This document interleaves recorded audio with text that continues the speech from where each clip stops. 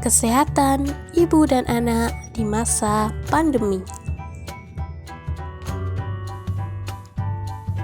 COVID-19 pertama kali ditemukan di Wuhan, China pada akhir tahun 2019. Kini telah menyebar dengan cepat ke seluruh dunia dan menginfeksi puluhan juta orang. Tahukah Anda, pandemi COVID-19 mempengaruhi kesehatan ibu baik secara langsung maupun tidak langsung. Di sini, kita akan mengupas apa saja pengaruh COVID-19 pada kesehatan ibu dan anak.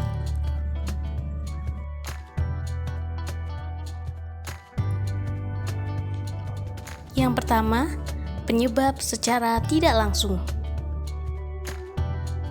Menurut beberapa data terpilah berdasarkan jenis kelamin, pada kematian parah sindrom pernafasan akut coronavirus 2 menunjukkan bahwa hasil kesehatannya lebih parah untuk pria daripada wanita.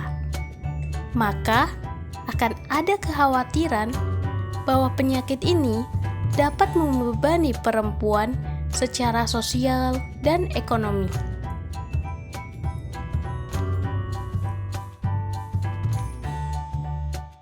Selain itu, pertanyaan yang lebih penting, apakah wanita hamil lebih rentan terinfeksi SARS-CoV-2 atau memiliki hasil penyakit yang lebih parah?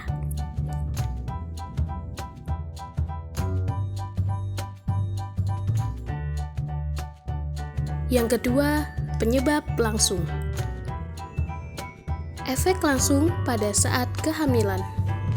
Selama kehamilan, orang mengalami perubahan fisiologis dan imunologis yang signifikan untuk mendukung dan melindungi janin yang sedang berkembang. Perubahan ini dapat meningkatkan resiko infeksi virus pernafasan bagi ibu hamil dan janinnya. Dengan demikian, individu hamil dan anak-anak, mereka mungkin beresiko tinggi untuk terinfeksi SARS-CoV-2. Secara umum, individu hamil dengan COVID-19 tampaknya tidak menunjukkan gejala penyakit yang lebih parah daripada individu yang tidak hamil. Sebagian besar kasus di antara orang hamil tidak menunjukkan gejala-gejala atau hanya bergejala ringan seperti demam, flu, batuk, dan pilek.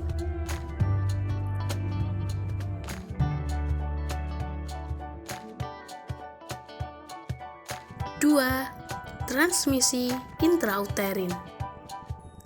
Literatur tentang penularan SARS-CoV-2 dari ibu ke janin sangat spekulatif dan membutuhkan bukti tambahan.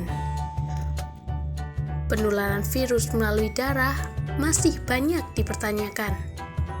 Menurut Egloff dan kawan-kawan, bahwa transitosis virus, transportasi sel darah yang terinfeksi virus atau sel yang terinfeksi di kontamenter serviks tidak mungkin menjadi jalan penularan pada sebagian besar wanita hamil dengan COVID-19.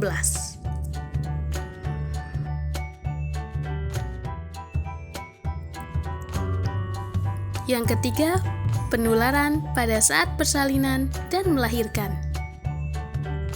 Beberapa rangkaian kasus, termasuk analisis terhadap 108 kelahiran yang terjadi di New York City, menunjukkan tidak adanya peningkatan resiko infeksi pada neonatarus ketika kelahiran terjadi secara pervaginam.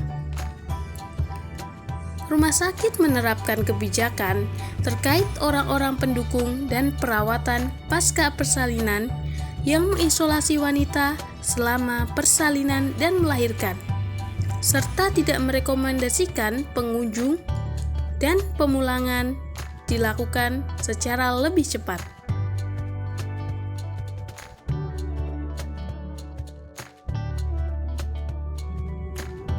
Keempat, menyusui dan kontak bayi.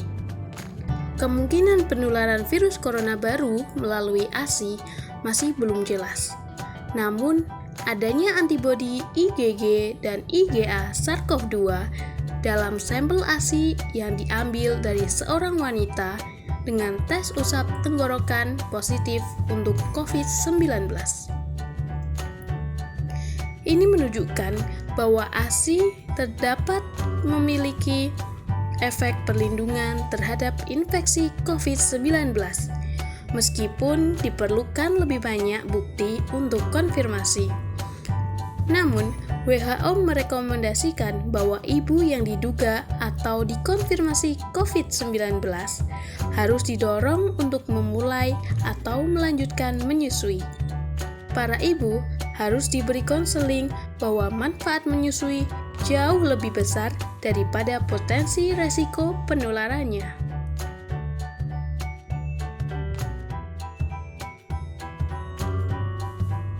5. Kesehatan mental.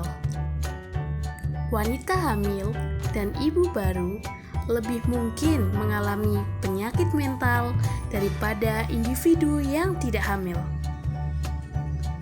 Pandemi secara signifikan berdampak pada kesehatan mental ibu.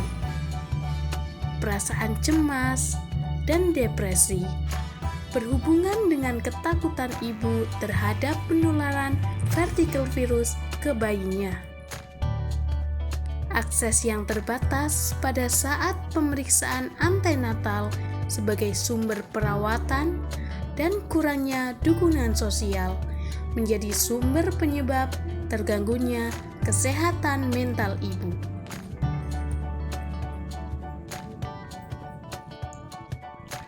6. Infrastruktur kesehatan. Penutupan sementara klinik rawat jalan selama perintah penampungan di rumah saja membuat banyak wanita tidak memiliki akses ke perawatan kesehatan ibu dan reproduksi. Mulai dari pemeriksaan ginekologi rutin hingga perawatan prenatal dan aborsi. 7. Kekerasan dalam rumah tangga. Tindakan penguncian atau kebijakan di rumah saja mengharuskan individu untuk tetap tinggal di rumah dalam waktu yang cukup lama. Dan data menunjukkan lonjakan penting dalam kekerasan rumah tangga. Data polisi dikonsultasikan sebagai bukti peningkatan kekerasan dan lonjakan kasus DV tercatat di beberapa negara.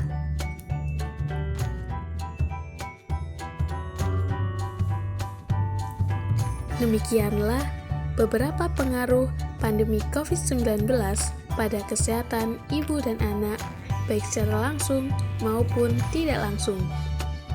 Terima kasih telah menyaksikan video ini. Semoga video ini bisa bermanfaat untuk kita semua.